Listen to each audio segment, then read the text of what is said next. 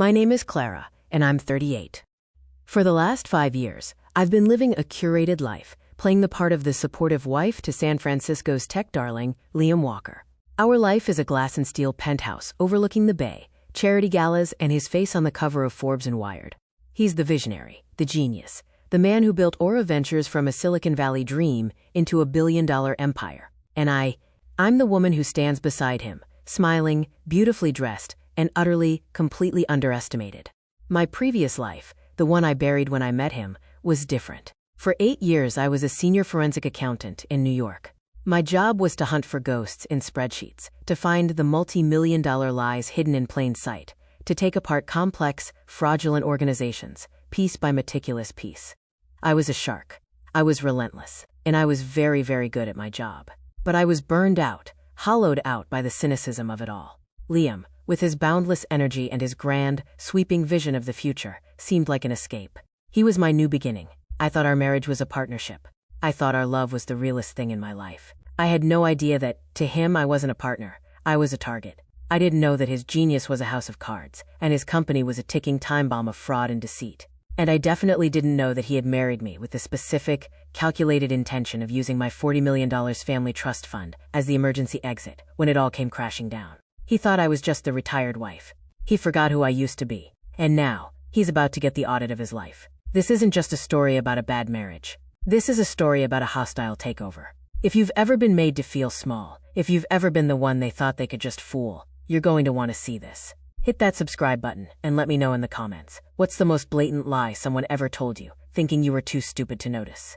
Our life, from the outside, was a masterpiece of modern success. The penthouse, with its 20-foot windows and panoramic views of the Golden Gate Bridge, was featured in Architectural Digest. Liam was the king of the tech world, and I was his queen. We were the it couple of the San Francisco scene.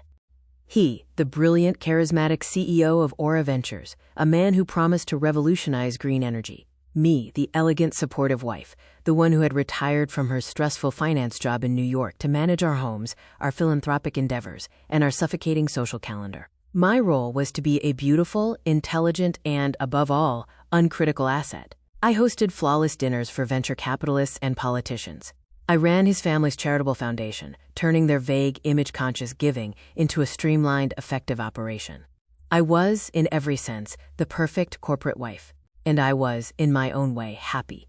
I loved Liam. I loved his drive, his energy, his seemingly boundless optimism. He was a force of nature, and I was happy to be in his orbit. I had been the one in charge of my own life for so long, the one who had to be the tough one, the cynical one. It was a profound, intoxicating relief to let him lead, to just trust. The trust I had brought into the marriage was a separate beast entirely. It was old money, my maternal grandmother's inheritance, a $40 million portfolio locked in a complex, ironclad trust. I was the sole trustee, but the bylaws, written by my deeply puritanical, controlling grandfather, were brutally specific. I received a generous annual stipend, but the principal, the $40 million, was untouchable. It was to be preserved, its interest skimmed for charity and my living expenses, and then passed on to my future children. It could not be used as collateral. It could not be liquidated for personal use. It was a fortress. It was my one, unbreachable safety net. Liam knew this. He had, of course, reviewed the trust documents with his lawyers before we got married. He had joked about it, calling it my chastity belt of a trust. But he'd always claimed to admire it. It's smart, he'd said, kissing me. It protects you. It protects us. His own company, Aura Ventures, was his baby. He'd built it from the ground up, or so the legend went. He was the media darling, the green titan, the man who was going to save the world with his revolutionary solar panel technology. I, with my background in forensic accounting, had offered to look at his books a few times in our early days. He had always laughed me off, gently, charmingly. "Babe, I love you," he'd say, "but you're retired. Don't you worry your pretty head about my balance sheets. That's what I pay a high-powered CFO for. You just focus on us. Focus on being happy." So I did. I stepped back. I let myself be the retired wife. I turned off the analytical, suspicious part of my brain that had defined my entire career. I chose to be happy. I chose to trust. My old life, the one of spreadsheets, late-night audits, and finding the lie in the numbers, it felt like a different person. A person I had been, but wasn't anymore. I had no idea how badly I was going to need her, and how soon. The first crack in the facade appeared, as it always does, as a tiny hairline fracture. Liam, normally a man of boundless, almost manic energy, became stressed. He was always on his phone, but now his conversations were in hushed, sharp whispers. He started taking walks at 3 a.m., pacing our cavernous living room like a caged animal. When I asked him what was wrong, he'd just wave me off. "It's nothing, babe. Just supply chain issues. Boring stuff." But I knew his tells. When he was lying, he would rub the back of his neck, right at the hairline. He was rubbing it raw. The boring stuff culminated in a late-night, panicked phone call that I accidentally overheard. I was in bed, and he was in his home office, but he'd forgotten to close the door. His voice was a low, terrified hiss. "What do you mean, the SEC is asking questions? That was a sealed deal. No, I don't have it. The last funding round is gone. You find a way to stall them, or we are both going to prison." I lay there, my blood turning to ice. SEC. Prison. Gone. These were not words from my new, safe, happy life. These were words from my old one. He came into the bedroom an hour later. He didn't turn on the lights, but I could feel the cold, panicked energy radiating off him in the darkness. He thought I was asleep. He stood by the window for a long time, just staring out at the bay. Finally, he turned and got into bed, his body stiff and cold. "Liam," I whispered into the darkness. "Talk to me. I heard you. What's going on?" He let out a long, shuddering breath, a sound of pure, unadulterated defeat. And then, the performance began. He rolled over, his voice cracking with a perfectly rehearsed vulnerability. "Oh God, Clara. I didn't want to worry you. It's a mess. A total mess." He spun a tale. A brilliant one. He said a disgruntled ex-partner was suing the company. A frivolous, baseless lawsuit that was, unfortunately, spooking his investors. He said the board was panicking, that they were threatening to pull their funding, that the company was facing a, quote, temporary but catastrophic cash flow crisis. "They're going to shut us down, Clara," he whispered, his voice breaking. Everything I've built. It's all going to be gone. All because of this one shark. I don't understand," I said, my mind still reeling from the word prison. What do you need?" "I just need to bridge the gap," he said, grabbing my hands, his own feeling cold and clammy. I need to show them we're stable. I need a loan. A short-term loan. Just to reassure the investors. Just for 90 days, max. Until this lawsuit is settled and the next funding round closes. And then, the ask. Clara, your trust. The principal.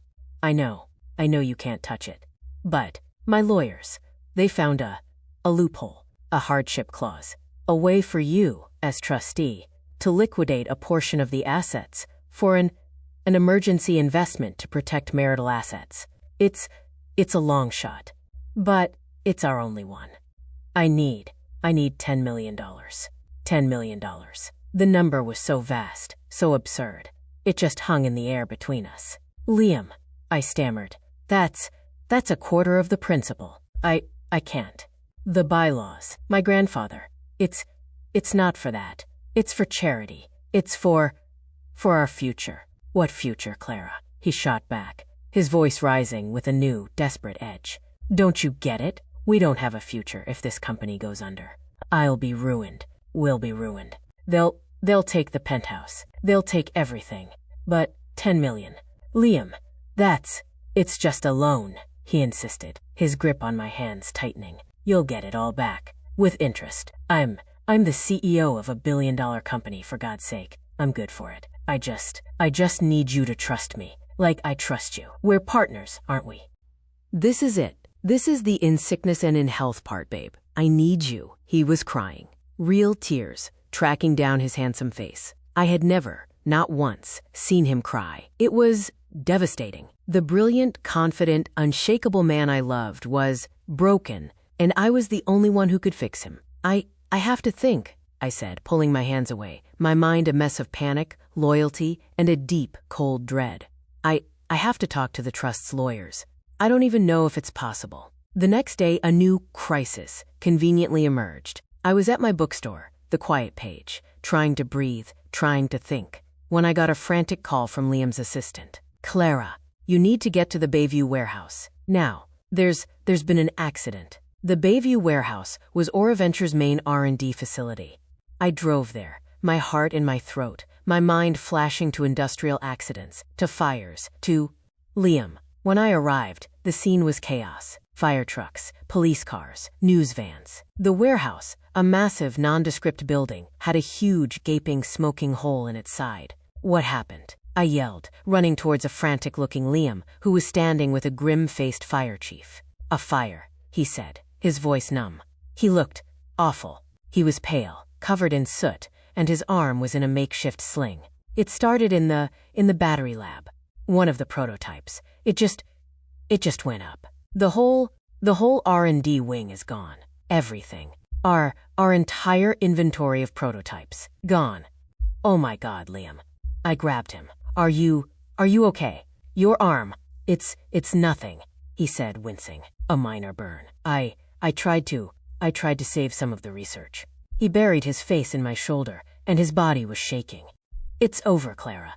It's all over. The investors, the lawsuit. That was one thing.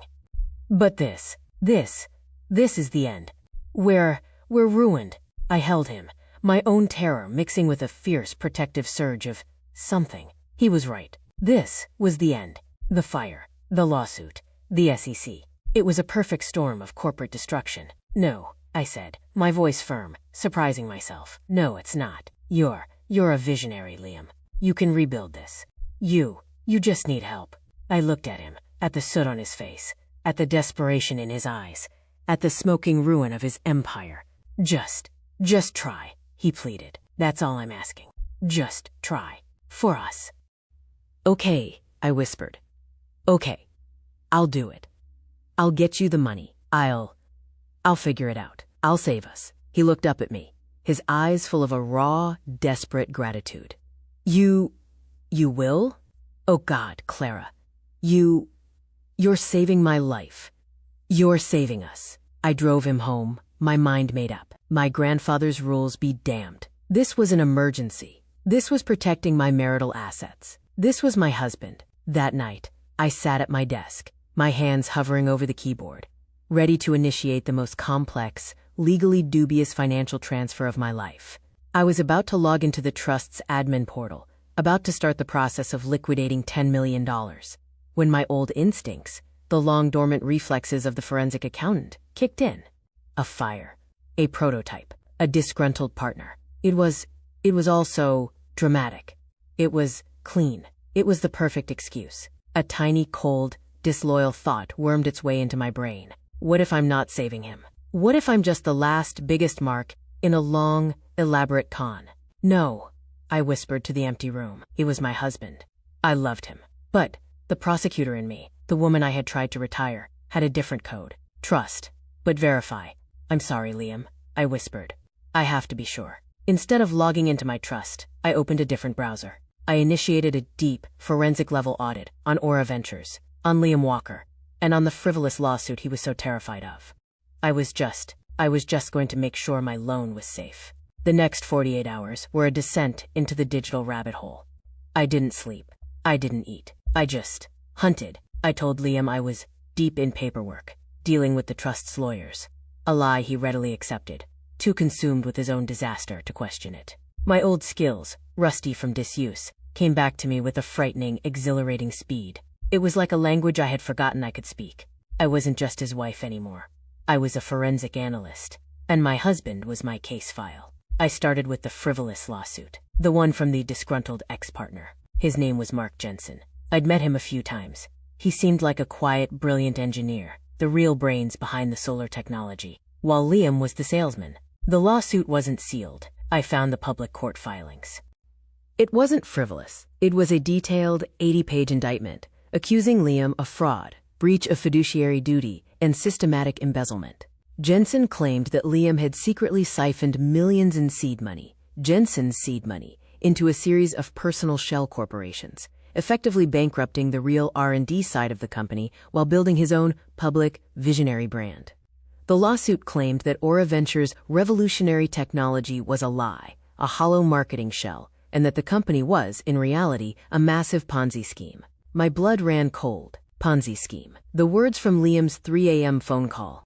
SEC, prison. This wasn't a cash flow problem. This was a confession. The lawsuit was the least of his worries. If the SEC was involved, it meant this was criminal. I kept digging. I used my old skills to trace the shell corporations Jensen had named in the suit. Aura Holdings, Solaris Investments, Walker Strategic. They were all registered in Delaware, of course, with anonymous agent filings. But I was better than that. I traced the money. I hacked, yes, hacked, a skill I hadn't used in a decade, into the unsecured backend of one of his shell company's websites. And I found it. The real ledger. I stared at the screen, my entire world imploding. It was all there. Every fraudulent wire transfer. Every siphoned dollar. He had been bleeding the company dry for years. He wasn't just in trouble. He was the trouble. He wasn't a visionary. He was a common, high-class thief. The man I loved, the man I had built a life with, was a fraud. A sociopath. And the fire. The accidental fire at the R&D warehouse. That tragic event that had destroyed all the prototypes and research. I ran a search on the fire department's initial report. It was cause undetermined, but suspicious. The lead investigator noted the unusual lack of smoke damage and the highly localized, intensely hot burn patterns consistent with accelerant-based arson. He had torched his own building. He had torched it to destroy the evidence, to hide the fact that there was no revolutionary technology, that the R&D lab was just an empty warehouse. He had done it to create a force majeure, an act of God that would let him declare bankruptcy, blame the fire, and walk away from his investors, and Mark Jensen, scot-free. But he still needed my money. Why? I traced the wire transfers out of his shell accounts, and that's when I found the real debt. The siphoned millions hadn't just gone to his lifestyle. They had gone to her. A single, recurring, massive monthly payment to a Catherine Price. Who was she? A quick, dirty background check gave me the answer. Catherine Price. A 28-year-old artist living in a lavish, multi-million-dollar condo in Miami Beach. Her Instagram was a horrifying, glittering monument to conspicuous consumption. Yachts, private jets, designer bags, and pictures of Liam, my husband, lounging on her yacht, kissing her on a beach in St. Bart's. The timestamps were all from times he was supposedly on business trips to raise capital in Asia or Europe. He wasn't just a thief. He wasn't just an arsonist. He had another life. A whole, secret, parallel life with this woman, funded by money he had stolen from his partners, and now he was trying to use my inheritance to pay for his escape. I felt nothing. The shock, the grief, the betrayal. It was so total, so absolute, that it burned away all emotion. I was just cold. I was an empty, logical, analytical machine. He had married me for my trust fund. He had built a 5-year marriage, a 5-year lie, as a, quote, plan B. He had seen me, the forensic accountant, not as a partner, but as a target, a future mark, the ultimate angel investor he could con when his first con finally fell apart. And his confession, his breakdown, the fire, it was all just a pitch. The most elaborate, personal, and devastating sales pitch of his life. And I had almost bought it. The old, soft Clara was dead, buried under the digital rubble of her husband's lies. The prosecutor was back, and she was on the hunt. I didn't stop at the bank records. I had access to our shared, cloud-based home server. The one where we kept our files, photos, household documents, travel plans. I had always respected his private folders. Now I saw them as what they were, unsearched evidence rooms.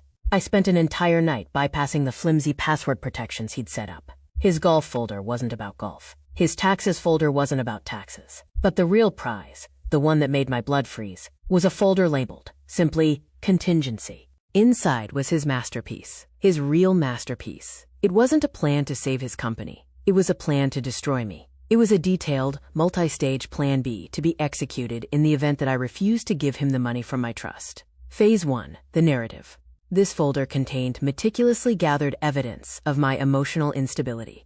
Emails I had sent him in confidence during my father's illness, where I'd said I felt overwhelmed or depressed. Notes from our shared calendar, documenting the days I'd stayed in bed crying after my father's death. He was collecting my grief, cataloging it to use as a weapon. Phase 2, the expert. He had files on a psychiatrist, a Dr. Alistair Finch, a man with a very impressive, very expensive-looking website, who specialized in, quote, high-stress female executives. But a quick search on my part revealed Dr. Finch wasn't just a doctor. He was a hired gun, a notorious expert witness, known for providing whatever diagnoses his high-paying clients needed.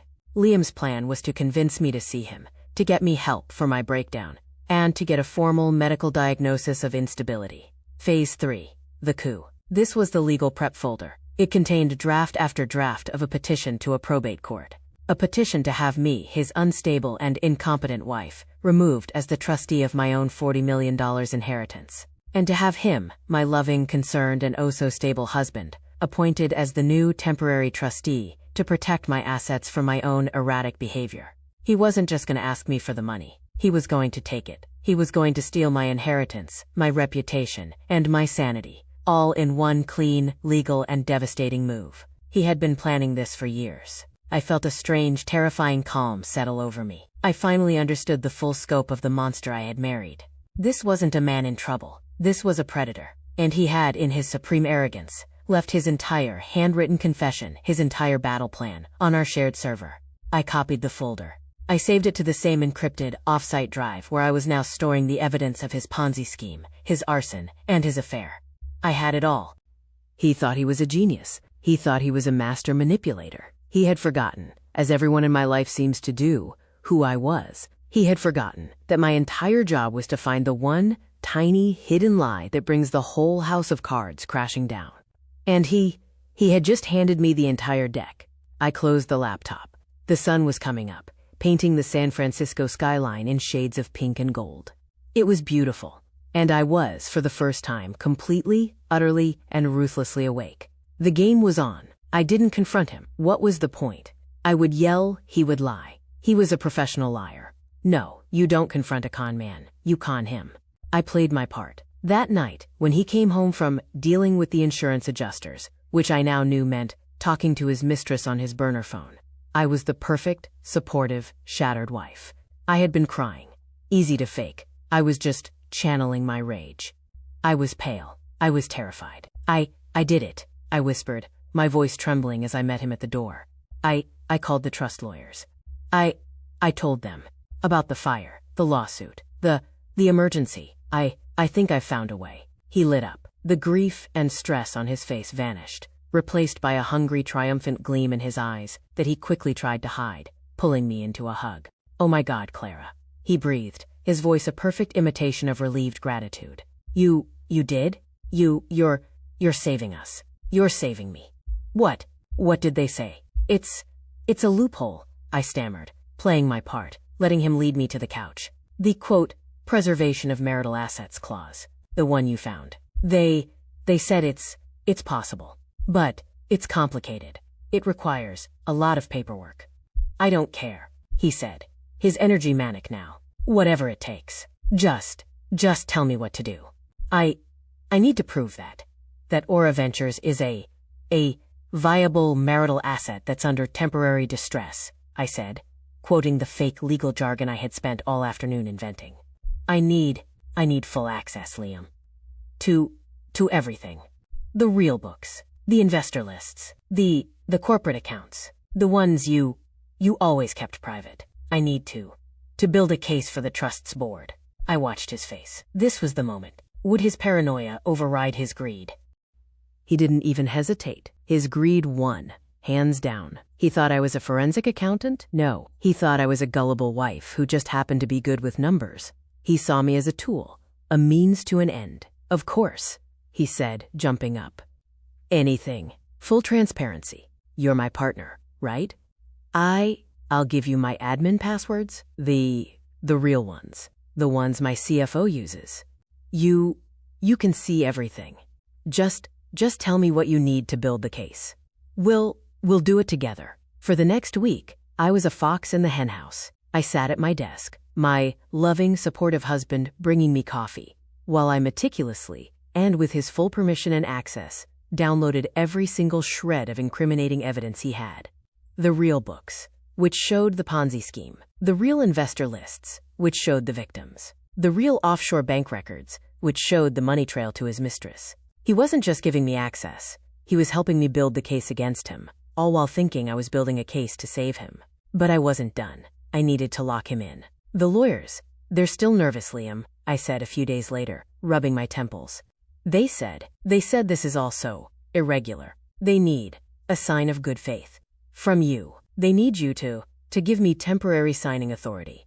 On everything. Aura Ventures. The shell accounts. Just as a formality. To show the board that you're being transparent, that I'm in control of the loan until it's repaid. He was so close to the $10 million, he could taste it. He was arrogant. He was desperate. And he was, above all, blinded by his own genius. Fine, he snapped, annoyed by the delay.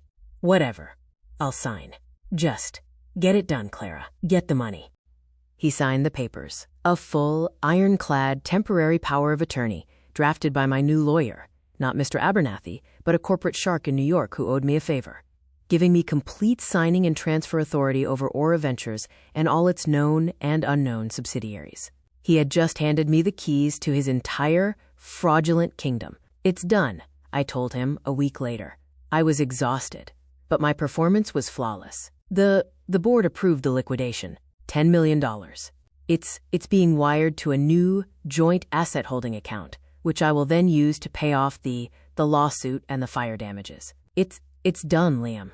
We're safe. He grabbed me and kissed me, a wet, triumphant, repulsive kiss. You did it, Clara. You did it. My God, you're incredible. We have to celebrate. This is a new beginning. It is, I said, my voice quiet. A new beginning. I'm throwing a party, he announced, his eyes glittering with that manic energy again. A gala. I'm going to invite everyone. The investors, the board, the press. I'm going to announce that Aura Ventures has secured a massive new round of funding, that we've weathered the storm, that we're back, bigger and better than ever. It'll be a triumph. It'll be our triumph. A party. A public celebration of his own con, funded by my money. It was perfect. That's a wonderful idea, Liam, I said, my voice full of fake admiration. You deserve it. No, babe, he said, grabbing my hand. We deserve it. And at the party, I want you to make the announcement, as my partner, as the quote angel investor who saved the company. I want everyone to know what you did for us. He was so arrogant, he was literally handing me the microphone. He was designing his own public execution and casting me as the guest of honor. I'd be honored, Liam, I whispered. The Aura Rebirth Gala was, even by San Francisco tech standards, absurd. He'd rented out the entire top floor of the city's most expensive hotel. Champagne flowed like water. A string quartet played. Hundreds of people were there. Tech reporters, venture capitalists, city politicians, all of them buzzing, eager to see the Green Titan rise from the ashes. Liam was in his element. He glided through the room, his arm possessively around my waist, his smile a blinding, million-dollar beacon of success. He introduced me to everyone. This is my wife, Clara, he'd say, his voice thick with a proprietary pride. My savior. The woman who never stopped believing in me. I just smiled, my hand linked in his, a perfect, supportive, loving mask. I could feel the cold, hard weight of the USB drive in my small, beaded clutch. Finally, the moment came. Liam tapped a champagne glass. The room fell silent. He took the stage, the spotlight hitting him perfectly. My friends, my partners, my believers, he began, his voice booming. This has been a challenging few months. There were rumors, doubts. There was a fire. A few sad, sympathetic murmurs from the crowd. But Aura Ventures is more than just a building. It's an idea. And that idea is stronger than ever, thanks to a massive new round of funding from a very, very special, an angel investor. We are back. The room erupted in applause. He beamed, raising his hands. And now, he said, his voice dropping to a low, emotional rumble, I want to introduce the woman who made this all possible. The heart of Aura Ventures. My partner, my love, my wife, Clara Walker. More applause. He reached his hand down, pulling me up onto the stage with him. He handed me the microphone, his eyes shining with tears of, well, I knew exactly what they were tears of. Greed. She has a few words for our new, bright future, he said, kissing me for the crowd. I stepped up to the microphone. The room was silent, expectant. I looked out at the sea of faces, the investors he had lied to, the partners he had betrayed. I looked at my husband, my proud, triumphant, fraudulent husband. Thank you, Liam, I said, my voice clear and steady, amplified by the speakers. That was a beautiful introduction. I smiled at him. He's right. I am the new angel investor. And as the new primary, well actually the sole, stakeholder of Aura Ventures, I do have a few announcements about our quote-quote bright future. Liam's smile faltered, a flicker of confusion in his eyes. He hadn't expected that title. What? What does she mean? I heard a board member whisper from the front row. My husband, I continued, my voice calm and professional, like I was addressing a boardroom, not a party, is a visionary. He's a brilliant storyteller. So brilliant, in fact, that his stories have been incredibly convincing. The story of Aura Ventures as a, quote, billion-dollar company. A masterpiece. The story of a frivolous lawsuit from an ex-partner? Compelling. The story of an accidental warehouse fire that tragically destroyed all his R&D? Positively cinematic. The room was dead silent now. Liam was no longer smiling. He took a step toward me, his hand reaching for the mic, his face pale. Clara, he hissed, his voice low. What are you doing? I'm just sharing the truth, darling, I said, turning my back to him, facing the crowd. It's what I, as the new owner of this company, am legally obligated to do. I gave a small nod to the AV booth in the back of the room. The massive screens on either side of the stage, which had been showing a tasteful, looping video of Aura Ventures' green technology, flickered to black. And then, a new image appeared. It was a bank transfer statement. From Aura Ventures to Solaris Investments, a shell corporation, for $2.5 million. My husband, I said, my voice ringing out, is a visionary. But he's not an engineer. He's a thief. For the last 4 years, he has been systematically siphoning millions of dollars from his investors' money, your money, into a series of offshore, personal shell corporations. The screen changed. A new statement. Aura Holdings, another $1.8 million. Walker Strategic, another $3 million. He's been running a classic Ponzi scheme, I continued, my voice cold and clear, using new investor money to pay off the old, all while funneling the rest into his own private accounts. That's a lie, Liam roared, grabbing for the other microphone, but the AV tech whom I had personally briefed and paid an hour earlier had already cut his feed. She's unstable. She's having a breakdown, am I? I asked. Or am I just, for the first time, sharing the results of my own audit?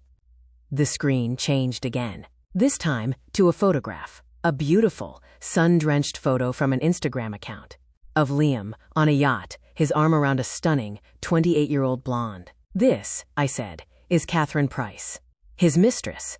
And this, the screen changed again, showing a wire transfer, is the $5.5 million Aura funds he used to buy her this lovely condo in Miami Beach. He wasn't raising capital in Asia. He was in St. Bart's. A collective, horrified gasp went through the room. I saw 2 of his primary investors, a pair of stone-faced venture capitalists, get up from their table and head straight for the exit, their phones already pressed to their ears. And the fire, I said, my voice dropping to a whisper. The tragic fire? It wasn't an accident. It was arson. The screen changed, a grainy black and white image. A security cam still from the warehouse, time-stamped 3 a.m., the night of the fire. It showed 2 men in dark clothes, carrying gasoline cans. A fire he paid for, to destroy the evidence. The, quote, evidence, of course, being the fact that the R&D lab was empty. There is no revolutionary technology. There are no prototypes. The entire company, it was all vaporware. It was all a lie.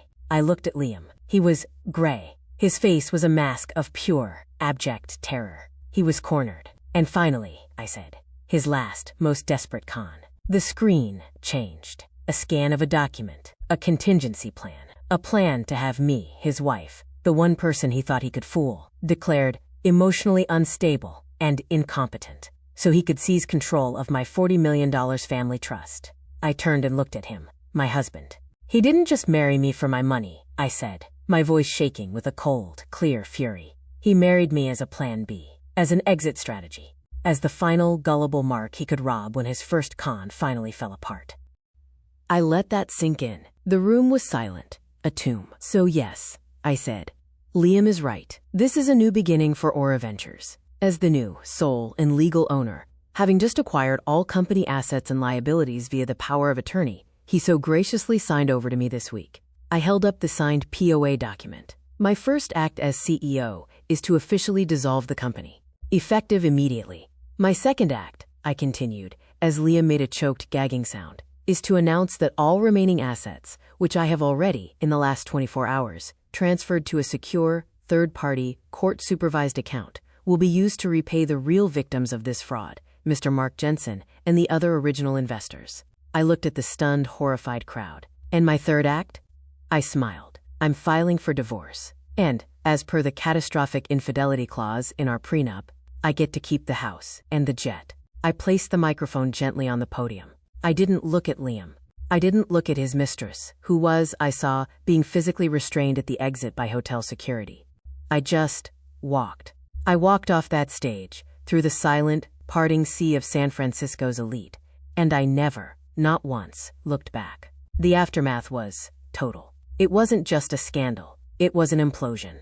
The Aura Rebirth Gala became the Aura Death Spiral, and it was the lead story in every tech and financial journal for weeks. The stock, which had been trading on pure hype, went to zero overnight. The SEC, which had been asking questions, was now leading a full-blown criminal investigation. My presentation, which had been recorded by at least 100 different smartphones, was leaked to the press within the hour. My performance was dubbed the most brutal, elegant, and long overdue corporate takedown in Silicon Valley history. And Liam? He was arrested. Not at the gala. I hadn't wanted to give him that satisfaction.